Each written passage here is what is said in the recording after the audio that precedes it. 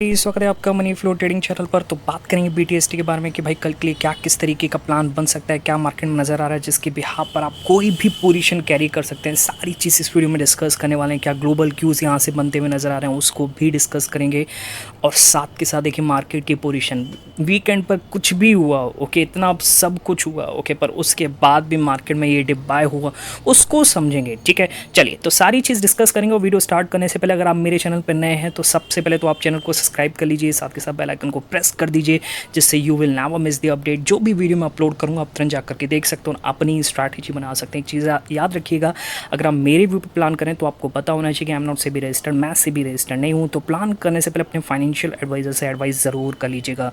बाकी अगर आप देख रहे हैं, सीख रहे हैं, समझ रहे हैं तो बहुत ही इंपॉर्टेंट वीडियोस आपको मिलते रहेंगे, तो प्लीज़ अपना प्यार बनाए रखिए। ओके, चलिए फटाफट से आते हैं मार्केट पर। देखिए सबसे पहले तो बात करेंगे कि लास्ट डे हमने क्या बीटीएसटी कैरी किया था और आज मार्केट की किस तरीके से ओपनिंग रही है। ओके, देखिए काफ़ी दिनों बाद आप कह सकते हैं कि एसएल कटा है। वैसे मार्केट फ्लैट ही ओपन हो रहा था अगर जो हमारी बीटीएसटी गलत नहीं हो रही थी, पर आज जो जाकर के बीटीएसटी गलत हुई है। ओके, अब ये हुआ क्यों? ये हुआ सिर्फ ओवरनाइट एक्शन की वजह से, जो सैटरडे को हुआ ओके, वीकेंड पर जो हुआ उसकी वजह से ये देखने को मिला, और जो कि ऐसा बिल्कुल भी मार्केट में आसान नहीं था। और मार्केट अपना आप ये समझ लीजिए बहुत बढ़िया रैली बनी थी फ्राइडे को ओके, पर वीकेंड पर क्या आ जाए, किस तरीके से आ जाए, किसी को कुछ भी नहीं पता है। ठीक है, इसलिए मैं कहता हूँ कि भाई जो प्रॉफिट हो उसी पर ही रिस्क लो। ओके, और वही चीज़ हमने करी भी थी, और मैंने लास्ट डे वीडियो में फ्राइडे को बोला भी था कि भाई जो फ्राइडे को इतना अच्छा हमने बढ़िया पैसा बनाया उसका ही हम रिस्क लेंगे, और उसी हिसाब से। और मैंने ये भी बोला था कि आप हैच करके भी जा सकते हैं। ओके, चलिए आपने जो भी किया, पर कुल मिलाकर के आज जो मार्केट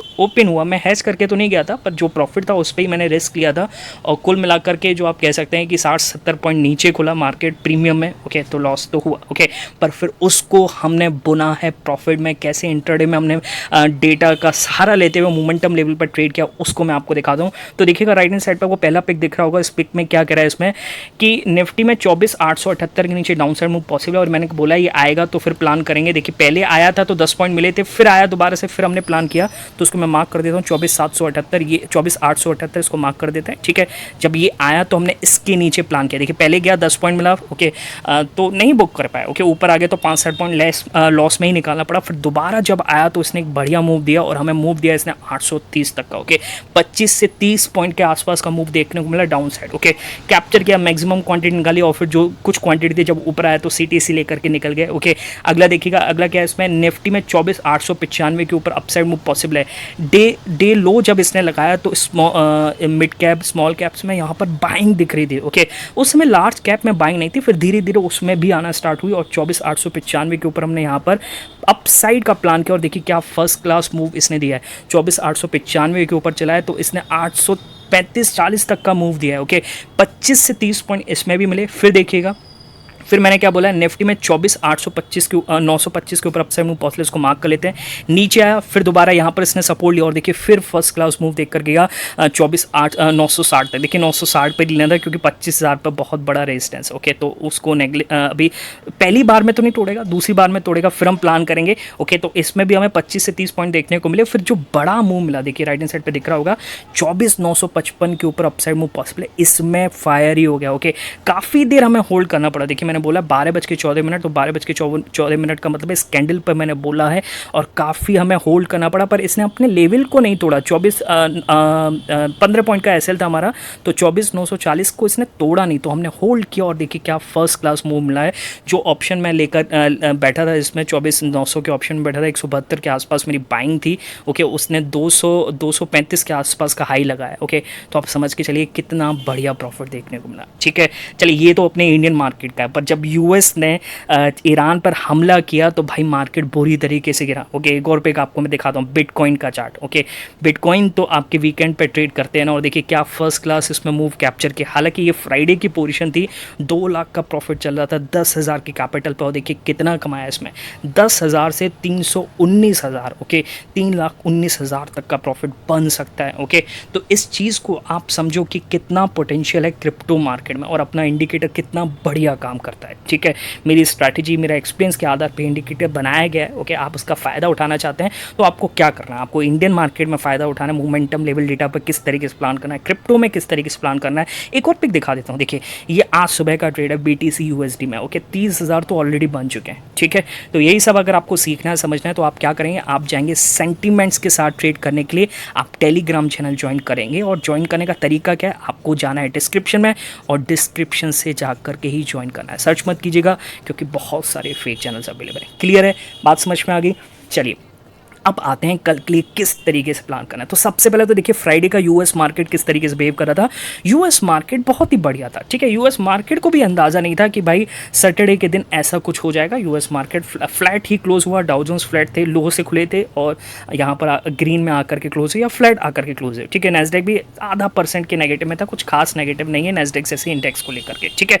चलिए, तो यूएस मार्केट को भी नहीं पता था कि सैटरडे को क्या होगा, पर सैटरडे को सरप्राइज किया ट्रंप ने, ठीक है। देखिए वही चीज़ हुई जो हमने पाकिस्तान पे हमले से पहले करी थी, क्या कि जैसे ट्रंप ने 2 वीक का बोल करके 2 दिन में हमला कर दिया और हमने भी मॉक ड्रिल का बोल के और वहाँ पे हमला कर दिया। तो ये सरप्राइज़ करने की एक स्ट्रैटेजी होती है, एक टैक्टिक्स होती है, और ये सब अपनाई जाती है। और वही चीज़ देखने को मिली, ट्रंप ने अटैक किया, कहाँ अटैक किया, 3 न्यूक्लियर साइट्स पर अटैक किया, ठीक है। अब देखिए यहाँ पर एक क्लियर चीज़ यहाँ पर ट्रंप सरकार ने या फिर यूएस ने क्लियर करी है कि हमारी लड़ाई वहाँ के सिटीजन्स या मिलिट्री से नहीं है, ओके। वहाँ पर जो न्यूक्लियर डेवलपमेंट्स हो रहे हैं उससे हमें प्रॉब्लम है, ठीक है। तो उस वजह से लेकर के उन्होंने 3 न्यूक्लियर साइट पर अटैक किया, बिटकॉइन गिरा, अपना मार्केट भी आज गैप डाउन खुला, ठीक है। अब इसको समझना बहुत ही ज़रूरी है। देखिए एक तो ये चीज़ हुई, ओके। अच्छा, इससे क्या यहाँ पर कॉन्सिक्वेंसेस निकल के आए, यहाँ पर ईरान की पार्लियामेंट ने कहा कि भाई आपको स्ट्रेट ऑफ हॉर्मुज़, ओके, जो एक वे ऑफ कैनाल है, वहाँ से आपको जो जहाँ से पूरा मोस्टली ग्लोब का वहाँ पर जो नेचुरल रिसोर्सेज है वहाँ से इंपोर्ट होते हैं, उसको आपको बंद कर देना चाहिए। ये ईरान की पार्लियामेंट का डिसीजन था, ठीक है। फाइनल डिसीजन वहाँ के सुप्रीम लीडर को लेना है, ओके। तो कहने का मतलब क्या, इस तरीके से ग्लोब को बैक करने के लिए, यूएस को बैक करने के लिए, देखिए अब यूएस को किस तरीके से हानि हो सकती है, यूएस को हानि इस तरीके से हो सकती है कि यूएस का 40% जो है 40% उसी जगह से आता है, स्ट्रेट ऑफ हॉर्मुज़ से आता है, ठीक है। तो उससे उसको मतलब उसमें प्रेशर दिखेगा, यूएस की इकोनॉमी पर प्रभाव पड़ेगा, ओके। और पूरे ग्लोब का 30% भी वहीं से आता है, ओके। तो ये हमारे लिए भी थोड़ा बहुत नेगेटिव है, ओके।